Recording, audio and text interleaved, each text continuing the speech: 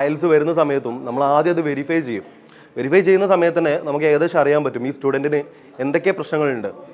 ഇവരുടെ finance okay ആണോ, അല്ല എന്നുണ്ടെങ്കിൽ ഇവർക്ക് ITR ചെയ്യാനുള്ള കപ്പാസിറ്റി ഉള്ള സ്റ്റുഡൻസ് ആണോ, ഇങ്ങനെ തുടങ്ങിയിട്ട് ആ ഒരു ഫസ്റ്റ് ഡേ നിങ്ങൾ ആപ്ലിക്കേഷൻ കൊടുക്കുന്ന സമയം മുതൽ ഇപ്പോൾ ഇന്ന് നിങ്ങളിവിടെ വന്നിരിക്കുന്ന ടൈം വരെ ഒരുപാട് പേര് നിങ്ങളെ ഫയൽസിൻ്റെ പുറകെ ഇരുന്ന് ഓരോ ഡോക്യുമെൻറ്റേഷനും പ്രോപ്പറായിട്ട് ചെയ്തിട്ടാണ് നമ്മൾ ഈ വിസ സബ്മിഷന് വേണ്ടി വിടുന്നതും. അത് മാത്രമല്ല സ്കൈമാർക്കിന് ഏറ്റവും കൂടുതൽ സക്സസ് റേറ്റ് കിട്ടാനുള്ള ചാൻസും കൂടാനുള്ള കാരണം അത് തന്നെയാണ്.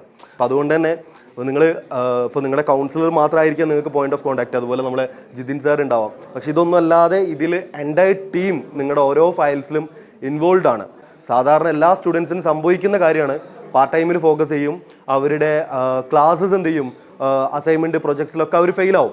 സോ ഫൈനലി ഒരു 1 ഇയർ കൊണ്ട് തീരേണ്ട പ്രോഗ്രാം അതൊരു 1.5 വർഷം അല്ലെങ്കിൽ 2 വർഷത്തേക്ക് പോകും. അവർ ഡ്രോപ്പ് ബാക്ക് ചെയ്ത് തിരിച്ചു വരേണ്ട സിറ്റുവേഷൻസ്, ഇങ്ങനെയുള്ള പല സിറ്റുവേഷൻസും നമുക്ക് എല്ലാ കൺട്രീസിലും നമ്മൾ കാണുന്നതാണ്. സോ ഫസ്റ്റ് തിങ് നിങ്ങൾ സ്റ്റഡീസിൽ ഫോക്കസ് ചെയ്യുക.